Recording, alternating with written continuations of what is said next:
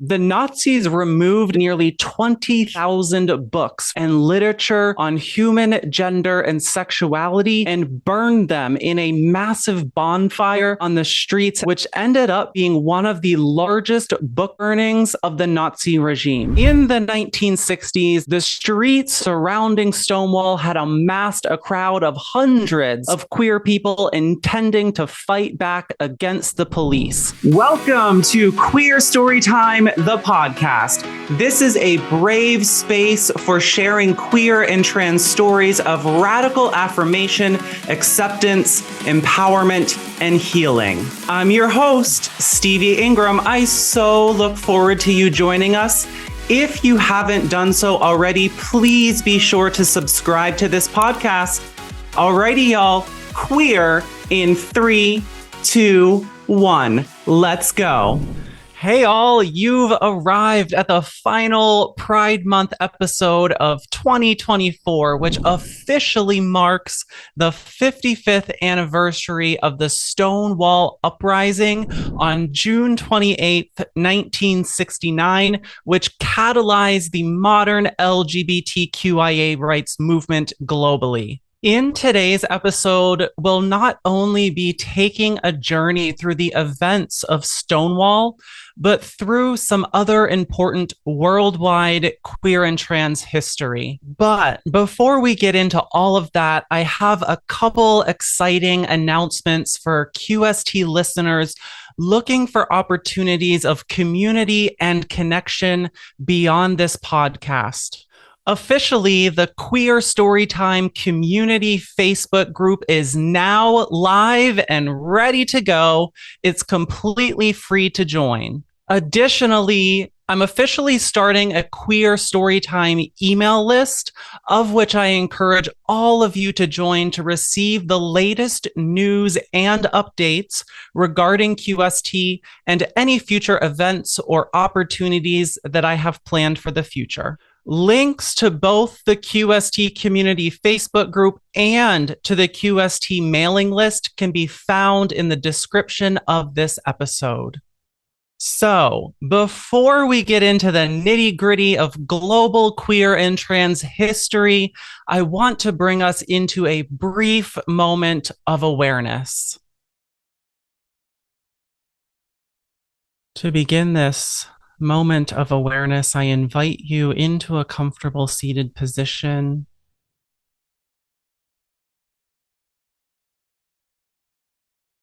Either closing the eyes or having a downward cast gaze. And for a moment, bringing your inner awareness to the breath. Breathing in slowly, breathing out slowly.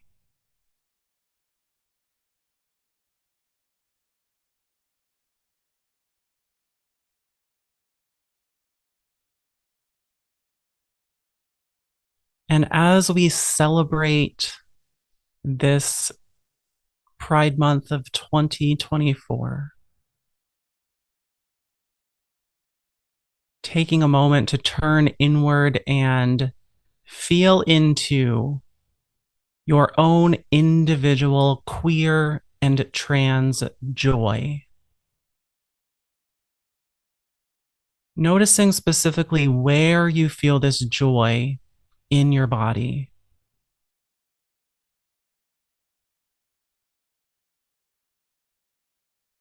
It may be in the heart center. It may be in the abdomen.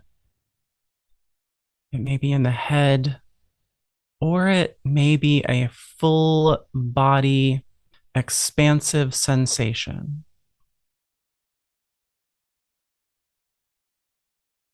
No matter where you feel this sensation, tune into it.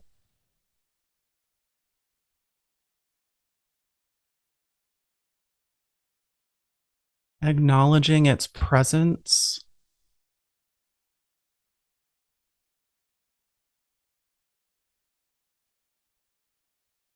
Acknowledging that you, as a queer and or trans person here on planet Earth, can feel and embody the joy of your identity.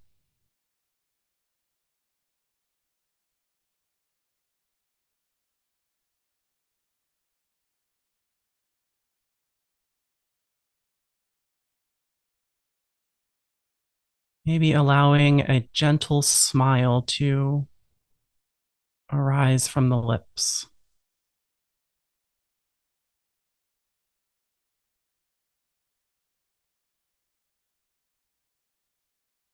And as we feel into this queer and trans joy, I also ask that you take a moment to send gratitude to all of our queer and trans ancestors that have got us to where we are today.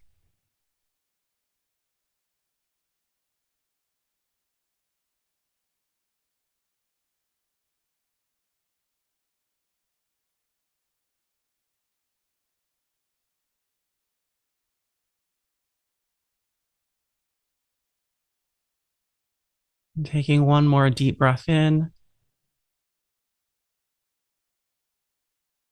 and a nice big sigh out.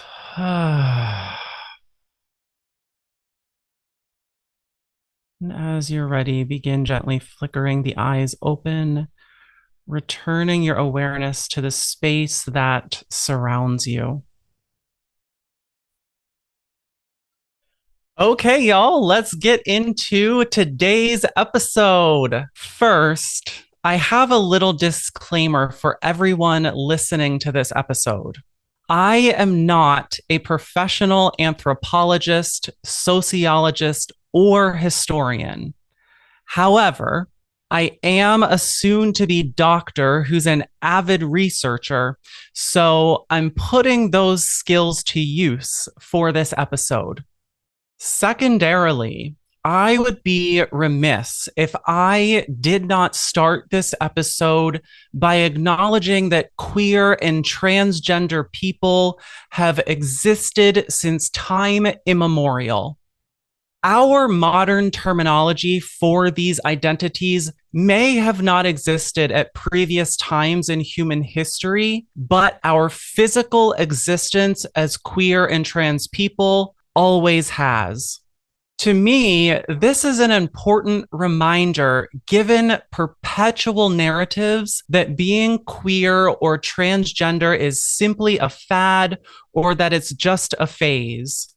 Back to Stonewall, y'all.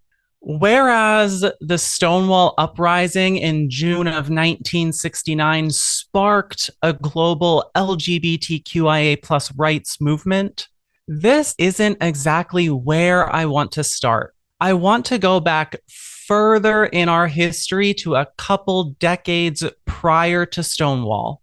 Before articulating this history, I want to acknowledge that this episode is only going to cover a snapshot in queer and trans history within the last century. I recognize that there are thousands of years of queer and trans history that will not be represented here, but I do not discount the active celebration of these identities throughout a multitude of countries and cultures globally that have honored, respected, and valued queer and trans people as integral members of society, of whom often assumed important societal, ceremonial, and spiritual roles within their communities, even prior to the modern civil rights movement.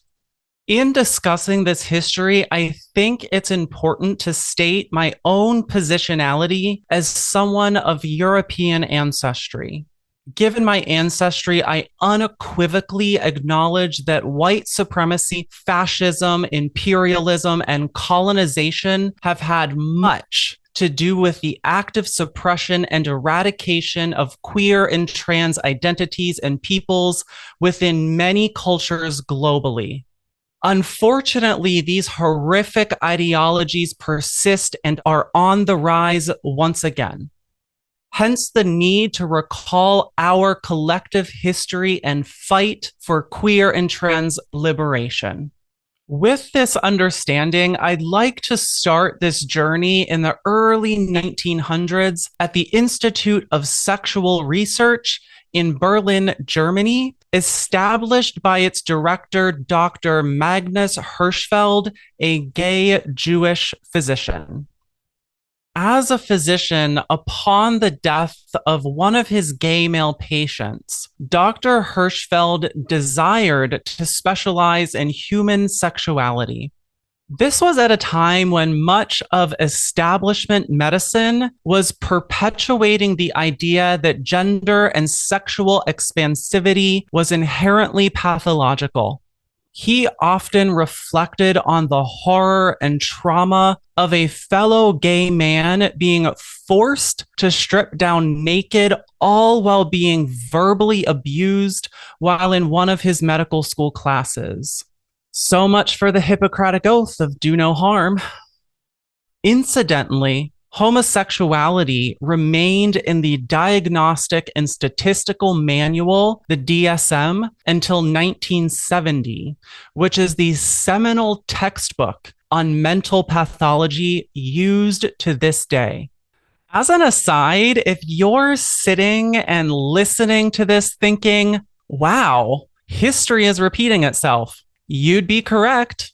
Many of the same narratives heard throughout the 20th century have only been repackaged and regurgitated here in the 21st century. At the time, even though Dr. Hirschfeld was working against fierce opposition within the medical community, he argued the exact opposite of the idea that being queer or trans is pathological. Hirschfeld acknowledged that human gender and sexuality is a naturally occurring phenomena in nature, and that some humans are born with characteristics that don't fit within the expectations of their assigned birth sex, or within realms of heterosexuality or binary identities. Hirschfeld recalls that one of his male patients, who was a soldier in the German army at the time, was one who enjoyed wearing women's clothing and stated their experience as, quote, to be a human being at least for a moment, unquote. Beyond those that were called transvestites during this time, Dr. Hirschfeld opened his clinic doors to those that were gender neutral or had no strict concept of gender identity. These were people that today we might call gender queer, gender fluid, non-binary, or gender expansive. Due to these firmly held beliefs, Dr. Hirschfeld opened the Institute of Sexual Research on July 6, 1919, with the mission of being an institution of research, teaching, healing, and refuge that would help queer and trans people be free of physical ailments, psychological afflictions, and social deprivation. This catalyzed Dr. Hirschfeld as one of the world's most preeminent figures in queer and trans history over a century ago, given that he understood that there were particular gender expansive people who wished to live as the opposite sex, and that science and medicine could offer a route for gender transition. Nearly 10 years later, in 1930, Dr. Hirschfeld performed the world's first 20th century gender-affirming surgery. So, for all of those that think gender-affirming surgery is only a recent practice within medicine, this history proves otherwise. Over the decade plus that the Institute of Sexual Research existed, the Institute became an immense suppository of books and literature on human gender and sexuality, of which included medical textbooks explaining surgical techniques for gender transition and guidance on cross-sex hormone usage.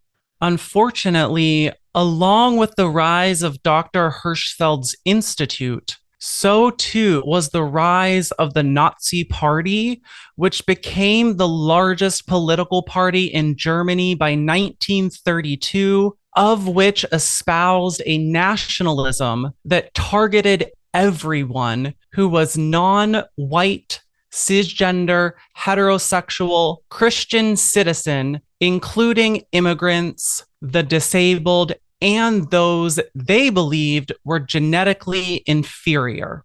Approximately 1 year later, this ideology led to an active sterilization program, which led to the extermination of millions of Jews, Polish, Soviets, and other minorities, including those that are gender and sexually expansive.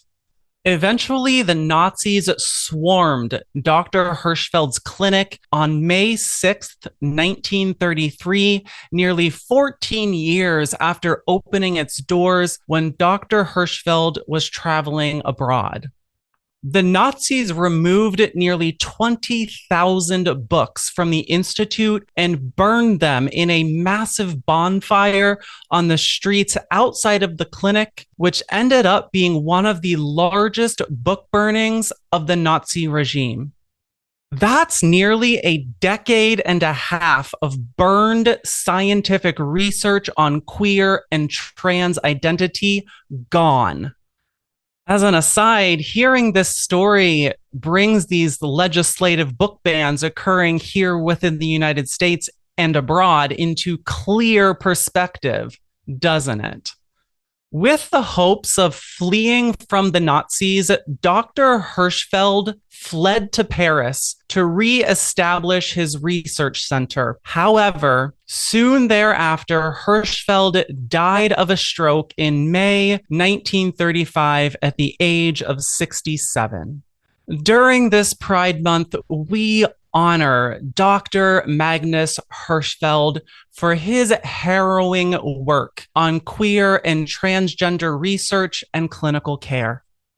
Beyond the horrors of these Nazi atrocities, many LGBTQIA+ folks actively fought in World War II at a time when the United States military, along with others abroad, were actively screening for mentally ill service members. And thus, many queer and trans service members were forced to choose between their service and their identity. Even though they were working under these conditions, historians acknowledge that World War II actually unified queer people and allowed queer military personnel to find others like them, even if they had to keep their meetings secret. Midway through the World War, the military continued to seek out ways to expel queer folks and began identifying suspected queer people as psychopaths.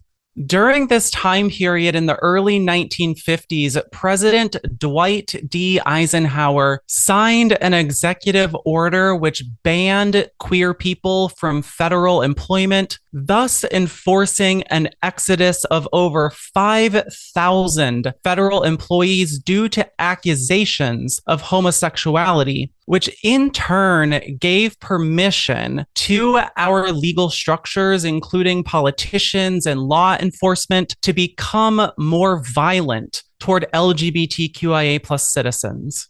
Simultaneously, yet again, establishment medicine was on the wrong side of history as physicians and medical societies believed that being gay was a medical condition that could be cured through conversion therapy practices like electroconvulsive shock therapy and surgical procedures like lobotomy, which severed the frontal lobe from the rest of the brain and ultimately ended up disabling those that had undergone these techniques.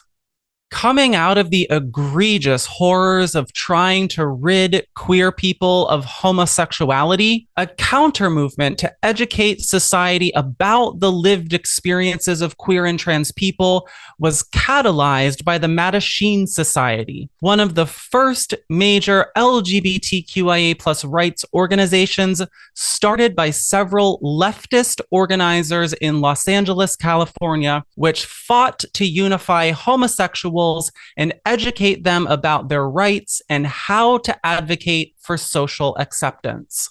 This movement was originally called the Homophile Movement, which translates as loving the same. In an advertisement by the New York City office of the Mattachine Society, a flyer read, quote, "Homosexuals are different, but we believe that they have the right to be. We believe that the civil rights and human dignity of homosexuals are as precious as those of any other citizen. We believe that homosexuals have the right to live, work, and participate in a free society. Mattachine defends the rights of homosexuals and tries to create a climate of understanding and acceptance," unquote. Later, the moniker "gay is good" was used to propel active protests in the streets of major US cities, which signified that queer people are persons of good moral standing, and there's no reason that they shouldn't be allowed to integrate into society. In the 1960s, these protests were propelled forward by the civil rights movement, along with protests against the Vietnam War and protests against Jim Crow era segregation laws. During this time, LGBTQIA+ people had absolutely zero rights to be themselves. At this point in US history, it was illegal to dress counter to established gender norms. Men weren't supposed to dress as women, and women weren't supposed to dress as men. In either scenario, they could have been arrested for actively defying expected gender roles and norms. Across the United States, the Stonewall Inn, a queer bar in New York City, was one of few places that opened its doors to the queer community and actively hosted drag nights. Because of this, Stonewall was routinely raided by the police, which became a common occurrence to those that were frequents at Stonewall. These frequents include people like Marsha P. Johnson and Sylvia Rivera, two very well-known transgender women who were performers at Stonewall.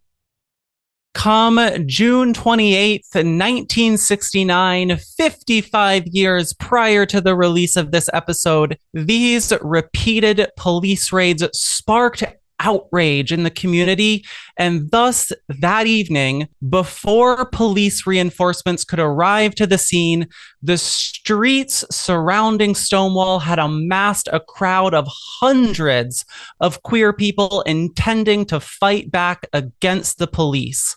It wasn't until the wee hours of the following morning that police in riot gear were able to disperse the crowds away from Stonewall. It was this Stonewall Uprising that spawned the entire modern LGBTQIA+ rights movement within North America and abroad.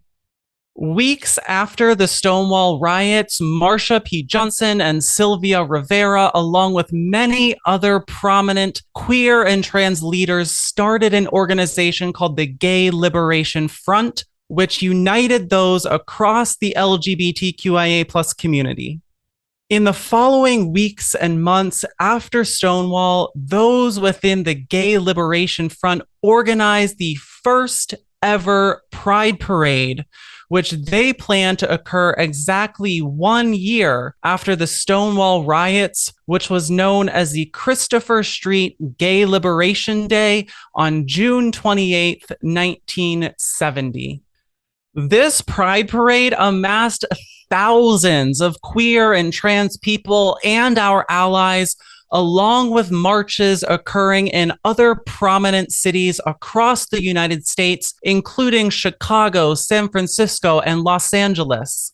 Ever since this first Pride Parade, Pride events have been held annually, not only around the United States, but globally, which is exactly what we're celebrating this month. Not only was this time in the 1960s significant within the United States, but many other countries actively decriminalized homosexuality during this time, including Canada, the United Kingdom, Germany, Czechoslovakia, and Italy. While many celebrate the progress we've made in North America and Europe, my heart simultaneously mourns the reality of colonialism and white supremacy, as many Asian countries who were colonized by Europe did not begin to decriminalize homosexuality until many decades after North America and Europe itself. India recently decriminalized homosexuality in 2018, Hong Kong in 1991, Israel in 1988, and Nepal in 2007, just to mention a few. Whereas other countries like the Philippines, Taiwan, and Thailand did not have explicit laws against homosexuality, they too have made significant strides in recent decades regarding LGBTQIA+ rights. As we speak, Thailand is well on its way toward legalizing same-sex marriage.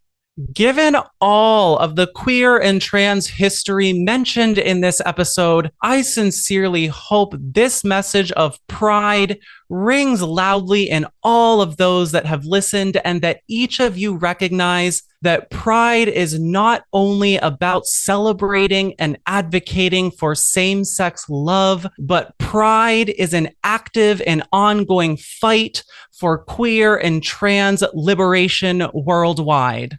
My sincere hope is that this episode of Queer Storytime not only reminds fellow queer and trans folks on the true meaning of pride, but that it inspires LGBTQIA+ allies to move from a place of passive acceptance of the queer and trans community into harnessing the commitment of pride by becoming an active accomplice in the fight for queer and transgender equality globally. May it be so. Hey friends, I'm so delighted that you've made it this far. I sincerely hope that this episode has opened your heart and provided you with valuable insights into the lived experiences of those in gender and sexually expansive communities. There are several ways in which you can support this podcast. Make sure that you're subscribed if you haven't already done so, and be sure to share it with friends and family. Queer Storytime is a professionally produced podcast, which costs about $80 per episode. If you feel called to do so, I kindly ask that you support future episodes of this podcast by making a one-time or ongoing contribution that is sustainable to you. Links to contact me or to contribute to this podcast are found within the description of this episode. From the bottom of my queer heart to yours, I'm sincerely grateful for you tuning in to Queer Storytime, the podcast. Hugs and love, y'all. Until next time.